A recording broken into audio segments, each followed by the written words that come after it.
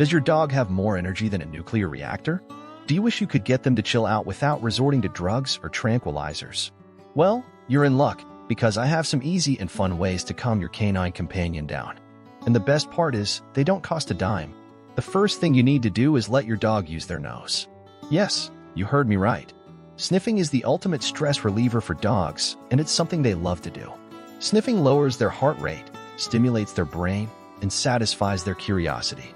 But most people don't let their dogs sniff enough, and then they wonder why their dogs are bouncing off the walls.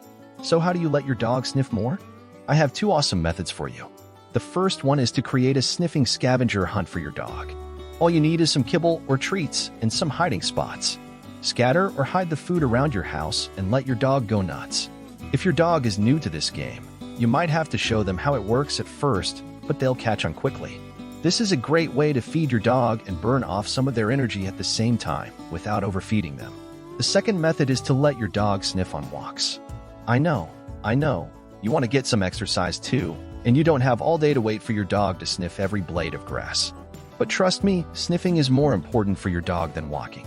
Sniffing gives them tons of information about their environment, and it makes them happy and calm. So instead of dragging your dog along, let them stop and sniff as much as they want. You can even make it a game by saying "go sniff" and letting them choose where to go. You'll be amazed by how much more relaxed your dog will be after a good sniffing session.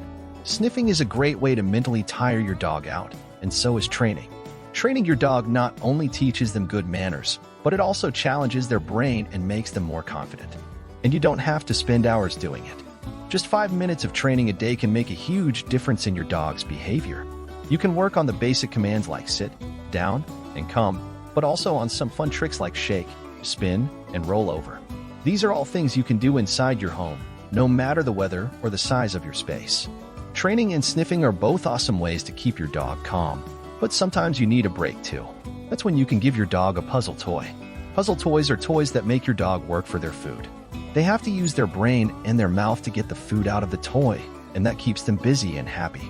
There are many types of puzzle toys you can buy or make, such as Kongs, balls, or bottles.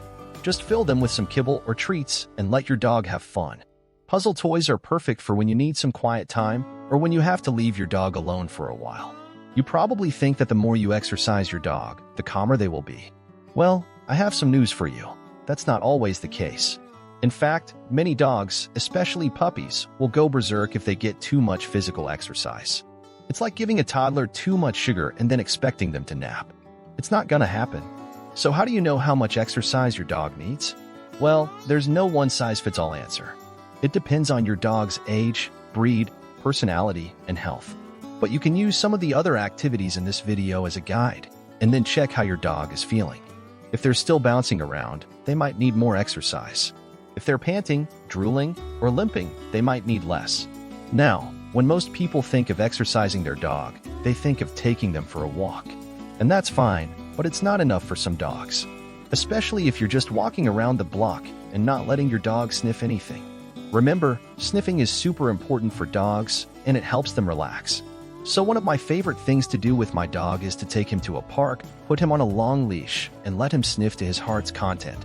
This way, he gets some physical exercise, but also a lot of mental stimulation. He always comes back happy and tired, and I'm sure your dog will too. I'll leave some links to the best long leashes and harnesses in the description below. But what if you don't want to go to the park, or you can't because of the weather or the lockdown? Well, there are some fun games you can play with your dog at home that will get them moving and having fun. Games like Fetch and Tug of War are great for energetic dogs, and they also help you bond with them. Just make sure you have some rules, like dropping the toy when you say so, and not biting your hands or clothes. Another game I love to play with my dog is hide and seek. This is a great way to exercise your dog and train them at the same time. To play this game, you need to put your dog in a downstay in one room, and then hide in another room. Then you call your dog, and they have to come and find you. You can reward them with praise, treats, or toys when they do. This game is so much fun, and it also teaches your dog to listen to you and to stay calm. You might think that the best way to calm your dog down is to exercise them until they drop. But that's not always true. Sometimes, your dog might need the opposite, more sleep. Yes, you read that right. Sleep can make your dog more calm and less bitey, barky, and jumpy. This is especially true for puppies and young dogs who can get cranky and crazy when they're overtired. Just like human toddlers, they need their naps. So how do you know when your dog needs a nap? Well, a good rule of thumb is that after 1 to 2 hours of being awake and active, your dog is ready for some snooze time. You can help them by providing them with a cozy bed or crate and some quiet music or white noise. Don't worry, they'll thank you later. But sleep is not the only thing your dog needs to be calm. They also need something to chew on. Chewing is a natural and healthy behavior for dogs, and it helps them relax and cope with stress. But if you don't give them enough things to chew on, they might start chewing on your hands, clothes, or furniture. And that's not fun for anyone. So what can you give your dog to chew on? Well, there are plenty of options. You can give them toys, bones, antlers, bully sticks, or even shoes. Yes, shoes.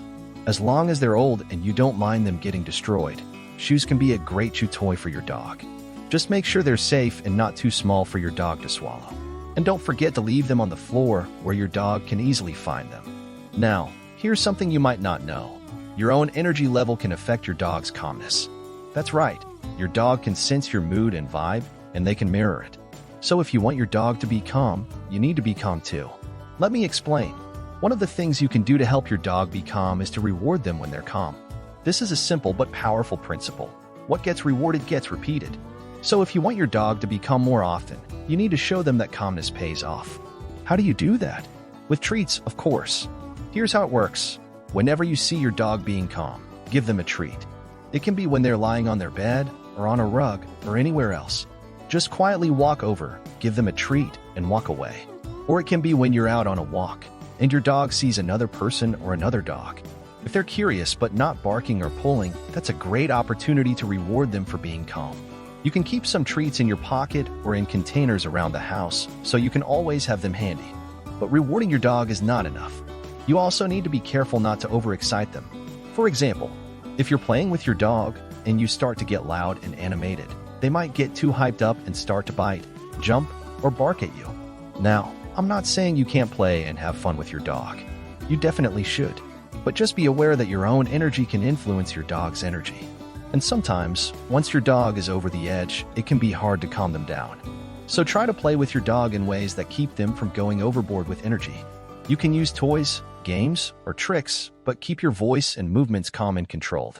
And if you see your dog getting too excited, stop the play and give them a break. So there you have it, some tips on how to have a Zen dog. Sleep, chew, and treats are all things that your dog needs to be calm and happy. And so is your own energy. Try them out and see the difference for yourself. And don't forget to watch the next video, where I'll show you why I stopped feeding my dog from a food bowl and what I did instead. You won't believe how much it helped. Thanks for watching, and I'll see you in the next video.